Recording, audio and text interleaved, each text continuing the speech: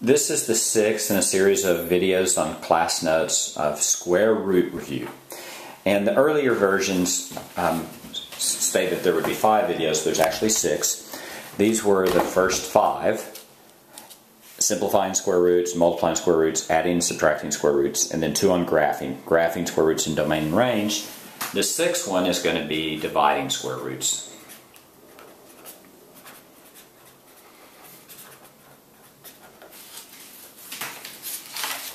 So let's get started.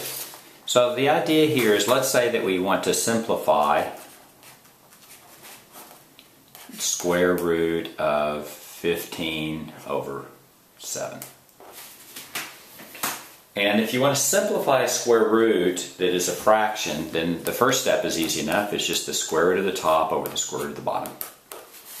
And then you want to simplify if you can. In this case you can't. So if there's a square root in the denominator and you want to get that out, then what you do is you multiply it by 1. But it's a special kind of 1. It's going to be a 1 in which whatever the root on the denominator is, you're going to multiply both the top and the bottom by that denominator, by that number. In this case, square root of 7. This becomes square root of 70, square root of 105. And the denominator becomes square root of 7 times 7, square root of 49, which is just 7. So you end up with square root of 105 over 7. You try to simplify square root of 105. I'm going to think about that a second. 25, no, 4, 9. It doesn't simplify, so that's going to be your answer. There's a couple of tricks that can make this a little bit easier. First, let's say you had the square root of 28 over 12. That's just simply the square root of 28 over the square root of 12, but if you can simplify what's inside the root first, it makes an easier problem. In this case, 4 goes into both 28 and 12, so that becomes the square root of 7 over 3. Let me make sure I get that right. 7 times 4 is 28, 3 times 4 is 12, that's right. Now every step is exactly like it was before. The square root of 7/3 is the square root of 7 over the square root of 3. We have a root in the denominators, which we can't have, so we want to multiply the denominator by root 3. So you want to multiply the numerator by root 3 as well. And you end up with square root of 21 over square root of 9, which is just square root of 21 over 3. A lot of people skip from this step to this step. But even if you do it in your head, you're still doing it. And that's your final answer, square root of 21 over 3. This is exactly the same as the square root of 28 over 12, but you no longer have a square root in the bottom.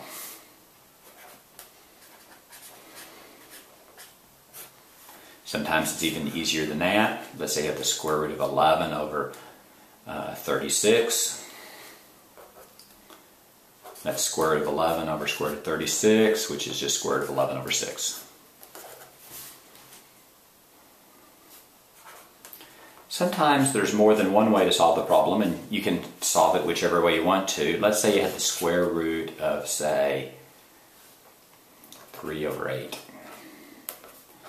Square root of 3, square root of 8. Now at this point, square root of 8, you could simplify square root of 8, or you could leave it the way it is. And it turns out that however you do it, you'll get the same answer. If you didn't simplify it, you'd get square root of 8, square root of 8, which is square root of 24 over square root of 64, which is square root of 24 over 8.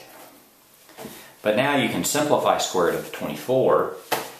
I think that is 4 and 6, right? Square root of 4, square root of 6. So that becomes 2 root 6 over 8. The 2 and the 8 cancel, and that becomes square root of 6 over 4. If we wanted to, we could have done it in a slightly quicker fashion. We could have done this. We could have done square root of 3 over 8, square root of 3 over square root of 8. Now let's simplify square root of 8. 8 becomes 2 and 4. So that's square root of 3 over 2 root 2. You have a root 2 in the bottom, so multiply the bottom by root 2 and the top by root 2. And you have root 6 over square root of 2 times square root of 2 is square root of 4, which is just 2, so it's 2 times 2, so square root of 6 over 4. So it's just a little bit easier that way. When you have a small number like 8, it doesn't matter. If you had a very large number, like square root of 124, then you would definitely want to simplify before. So that's the basic problems when you're simplifying square roots. There's one more problem that's a little bit more complicated. Let's look at that problem next. Let's say we want to simplify 3 over 5 plus square root of 2. And we have the idea of what's called the radical conjugate. And you may have seen this or something like it. If you studied complex numbers, you would have done something called the complex conjugate.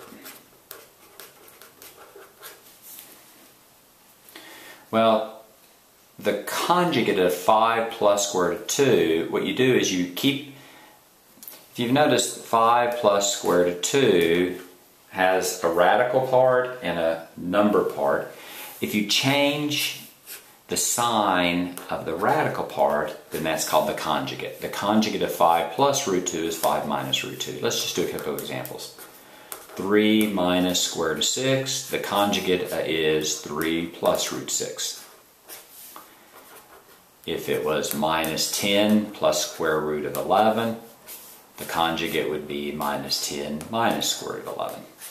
So what you do is, if the general form, if it's a plus square root of b, the conjugate is a minus the square root of b. That's the idea of a radical conjugate. We use that because when we're going to multiply we're going to simplify 3, 5 plus root 2, we're going to multiply the denominator by its conjugate, 5 minus root 2. But the only way you can do that is if you multiply the numerator by exactly the same thing. If you notice in the denominator here, we're just going to have a FOIL problem. That's 5 times 5 is 25. 5 times negative root 2 would be minus 5 root 2. Root 2 times 5 is plus 5 root 2. And then root 2 times root 2 is root 4, or 2. And a positive times a negative, so that's minus 2. I'm going to just do the denominator first. If you notice here, the 5 root 2 and the minus 5 root 2 cancels, and you end up with 25 minus 2, which is just 23. We still have to do the numerator. The numerator in this case is just a multiply problem, so it's 3 times 5 is 15. 3 times negative root 2 is minus 3 root 2. And that's your answer, 15 minus 3 root 2 over 23.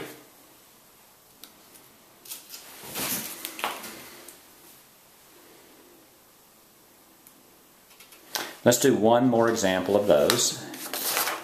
Let's say we had 6 square root of 2 over 4 minus root 3. We have a root in the denominator, so we need to solve for that. We need to get that out of there. So what we're going to do is we're going to multiply the bottom by 4 plus root 3, which is the conjugate of 4 minus root 3. And we're going to multiply this by 4 minus root 3. Whenever I have this where I have to multiply the numerator and the denominator, I just choose one of them. I'm going to choose the denominator first. 4 times 4 is 16. I'm just going to FOIL this. 4 times root 3 is 4 root 3. Negative root 3 times 4 is minus 4 root 3. And if you're doing this right, these two should always cancel. And here you have a negative times a positive is a negative, and a root 3 times root 3 is root 9, which is just 3. Because it's the conjugate, these two are going to cancel, right? 4 root 3 and negative 4 root 3. So you have 16 minus 3 is 13.